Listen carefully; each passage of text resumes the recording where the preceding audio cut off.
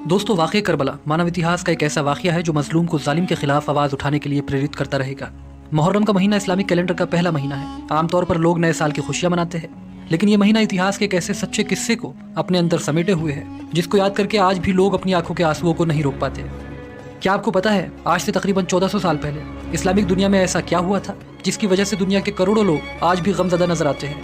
یہ مہینہ اسلام کے اتہاس کا وہ مہینہ ہے جس نے اس مذہب کو شروع ہوتے ہی ختم ہونے سے بچا لیا، جس نے اسلام کے انسانیت والے اینگل کو دنیا کے سامنے لا کر رکھ دیا۔ آج ہم آپ کو اسلامی اتہاس کے اس چیپٹر سے روبرو کرانے والے ہیں جس کو ہم کربلا کے نام سے جانتے ہیں۔ کربلا کے واقعے کا اصل بیک گراؤنڈ کیا ہے، آئیے آپ کو ڈیٹیل میں سمجھاتے ہیں۔ دوستو، کسی بھی کہانی کے انت کو سمجھنے سے پہلے یہ پتہ ہونا بے حد ضروری ہوتا ہے کہ اصل میں اس کہانی کی شروعات کہاں سے ہوئی تھی۔ اسلام کی کہانی کربلا تک کیسے پہنچی، اس کی بھی ایک لمبی داستان ہے۔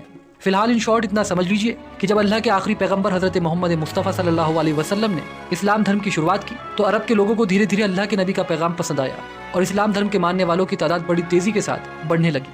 صرف اتنا ہی نہیں، دیکھتے ہی دیکھتے اسلام دھرم پورے عرب جگت میں پھیل گیا۔ یہاں غور کرنے والی بات یہ ہے کہ اللہ کے آخری نبی نے اپنی زندگی میں یہ اعلان بھی کر دیا تھا کہ وہ اللہ کے آخری پیغمبر ہے اور ان کے بعد پیغمبر آنے کا یہ سلسلہ ختم ہو جائے گا۔ آپ کی معلومات کے لیے بتا دیں، حضرت محمد مصطفیٰ صلی اللہ علیہ وسلم کی ایک بیٹی تھی جن کا نام فاطمہ تھا۔ اللہ کے نبی نے اپنی بیٹی کی شادی اپنے چچا حضرت ابو طالب کے بیٹے حضرت علی سے کرا دی۔ جانکار بتاتے ہیں حضرت علی نے اسلام کو عوام تک پہنچانے میں بہت ہی مہتوپورن یوگدان ادا کیا تھا۔ یہی وجہ تھی کہ زیادہ تر لوگ یہ چاہتے تھے کہ پیغمبر صاحب کے بعد اسلام کی سرپرستی حضرت علی کو ملے۔ کئی لوگوں کا یہ کہنا ہے کہ اپنے آخری حج سے لوٹتے وقت غدیر خم کے میدان میں اللہ کے نبی نے اپنی زندگی میں ہی اس بات کا اعلان کر دیا تھا کہ میرے بعد حضرت علی ہی اسلام کے لیڈر ہوں گے، اور وہ باقاعدہ اس بات کو لے کر اللہ کے نبی کی حدیث اور ثبوت بھی پیش کرتے ہیں۔ خیر جو کچھ بھی ہو، جب 8 جون سن 632 عیسوی کو اللہ کے نبی کی وفات ہوئی تو کچھ لوگ ستا کے لالچی ہو گئے۔ یہاں آپ کو بتاتے چلے کہ اصل میں کچھ لوگ اسلام دھرم میں ایسے بھی شامل ہو گئے تھے جو پہلے تو اسلام کے دشمن تھے، لیکن جب اسلام کی بڑھتی طاقت کے سامنے ان کی ایک نہ چلی تو انہوں نے بھی اسلام دھرم کو قبول کر لیا۔ جانکار بتاتے ہیں ان کا مقصد صرف اور صرف اسلام کی بڑھتی طاقت کا استعمال کرنا تھا۔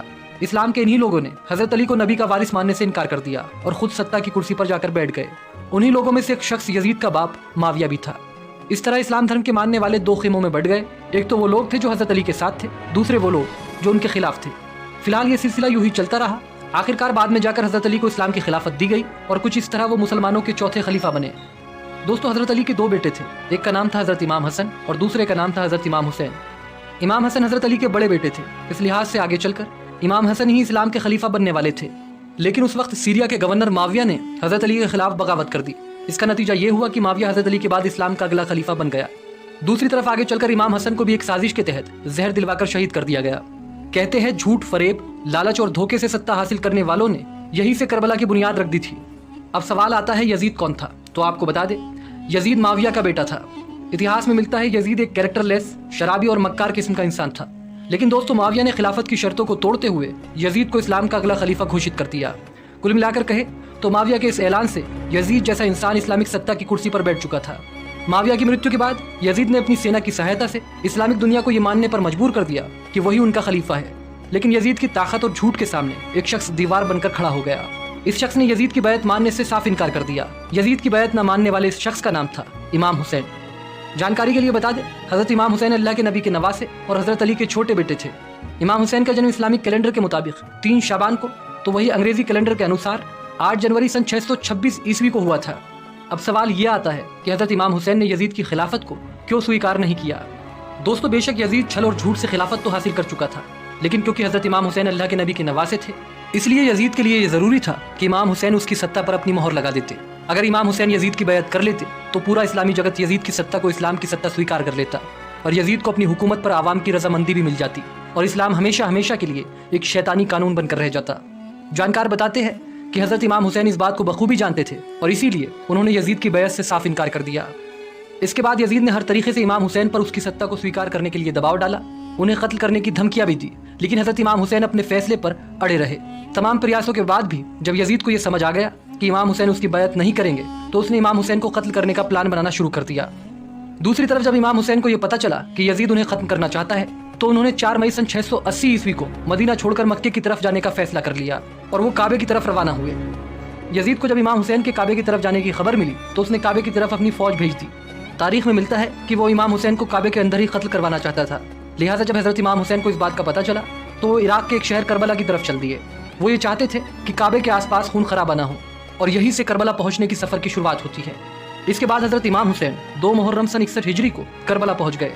انگریزی کیلنڈر کے انوسار یہ اکتوبر کا مہینہ اور سن 680 عیسوی تھا۔ امام حسین یہاں اپنے پورے پریوار کے ساتھ آئے تھے، ان کے ساتھ ان کے 72 ساتھی، مہیلائیں اور بچے بھی تھے۔ امام حسین کے کربلا جانے کی ایک وجہ یہ بھی تھی کہ عراق اور کوفے کے لوگ انہیں خط لکھ کر بلا رہے تھے، جس میں وہ لکھ رہے تھے کہ اے نبی کے نواسے، یزید کے ظلم و ستم سے ہماری حفاظت کرو۔ یہ کہتا ہے کہ کوئی نبی نہیں آیا، نہ کوئی قرآن ہے، نہ کوئی اسلام۔ یہ حلال کو حرام اور حرام کو حلال میں تبدیل کر دینا چاہتا ہے، لہٰذا اگر آج آپ ہماری نصرت کو نہ آئے تو ہم روز محشر آپ کے نانا سے شکایت کریں گے کہ وقت کا حکمران ظلم کرتا رہا اور آپ کا نواسا خاموش رہا۔ جس کے بعد حضرت امام حسین کربلا پہنچے۔ تاریخ میں ملتا ہے کہ انہوں نے کربلا پہنچ کر کچھ زمین خریدی اور وہاں اپنے خیمے لگا لیے۔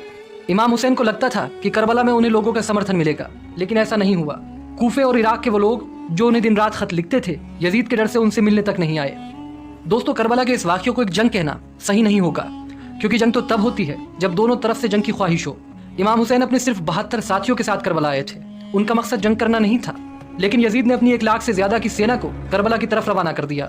یزید کا مقصد صاف تھا، وہ امام حسین کو زندگی کا ڈر دکھا کر ان سے بیعت لینا چاہتا تھا۔ اس کے بعد یزید کی سینا نے کرورتا کی حدیں پار کر دی۔ کہتے ہیں پرانے زمانے میں جو جنگیں ہوا کرتی تھی ان کے کچھ نیم قانون ہوا کرتے تھے، مثلاً بچوں اور مہیلاؤں پر حملہ نہیں کیا جائے گا، کسی بھی حالات میں پانی بند نہیں کیا جائے گا، اس کے علاوہ نہتوں پر بھی وار نہیں کیا جائے گا۔ یہ سب جنگ کے کچھ اصول ہوا کرتے تھے، لیکن کربلا کی جنگ میں یزید کی سینا نے ان سبھی نیم قانون کو توڑ کر کرورتا اور حیوانیت کی ایسی داستان لکھی جو آج بھی انسانی دماغ کو جھکجور کر رکھ دیتی ہے۔ تاریخ میں ملتا ہے کہ یزید نے پہلے تو حضرت امام حسین کو سینا کا ڈر دکھایا، لیکن اس کے باوجود بھی انہوں نے یزید کی بیعت سے صاف انکار کر دیا۔ اپنی بات نہ بنتے ہوئے دیکھ کر یزیدی فوج نے حضرت امام حسین اور ان کے ساتھیوں پر 6 محرم کو پانی بند کر دیا۔ تاریخ میں ملتا ہے امام حسین کے چھوٹے چھوٹے بچے 3 دن کے بھوکے پیاسے تڑپتے رہے، لیکن یزیدی سینا کو ان پر ترس نہ آیا۔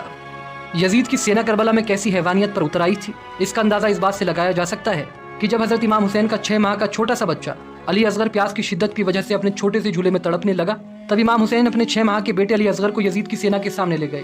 انہوں نے یزید کی سینا سے کہا کہ تمہاری لڑائی مجھ سے ہے، اس 6 ماہ کے بچے نے تمہارا کیا بگاڑا ہے؟ یہ بچہ پیاس سے تڑپ رہا ہے، کم سے کم اس بچے کو تو پانی دے دو۔ تاریخ میں ملتا ہے حضرت امام حسین کی یہ باتیں سن کر یزید کی سینا میں کھلبلی مچ گئی۔ سینا کے کچھ سینک بچے کو دیکھ کر منہ چھپا کر رونے لگے، لیکن یزیدی فوج کے ایک کمانڈر جس کا نام ہرملا تھا، اس نے 3 منہ والا تیر اس چھوٹے سے بچے کی طرف چھوڑ دیا۔ یہ تیر سیدھا علی اصغر کے گلے پر جا کر لگا۔ امام حسین کا یہ چھوٹا سا بچہ وہیں پر شہید ہو گیا۔ کربلا کے میدان میں یہ کرورتا کی انتہا تھی۔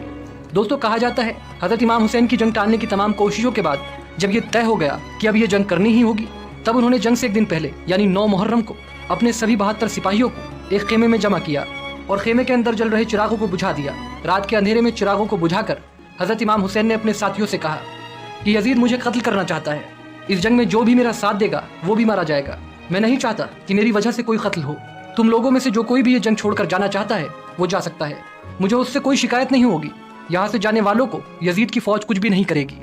کسی کے قدم مجھے دیکھ کر نہیں رکے، اس لیے میں نے اندھیرا بھی کر دیا ہے۔ آپ لوگ اپنے فیصلے کے لیے پوری طرح سے آزاد ہے۔ تاریخ میں ملتا ہے ایسا بول کر حضرت امام حسین نے کچھ دیر خیمے کو اندھیرے میں ہی رکھا۔ کچھ دیر کے بعد جب چراغ جلے تو 72 کے 72 سپاہی امام حسین کے ساتھ ہی کھڑے رہے، کوئی اپنی جگہ سے ایک قدم بھی نہیں ہلا۔ وفاداری کی ایسی مثال بھی کربلا سے پہلے دنیا نے نہیں دیکھی تھی۔ ہمارے راشٹرپتا مہاتما گاندھی نے کہا تھا کہ اگر امام حسین جیسے 72 سپاہی میرے ساتھ ہوتے تو میں ہندوستان کو 24 گھنٹوں میں آزاد کرا دیتا۔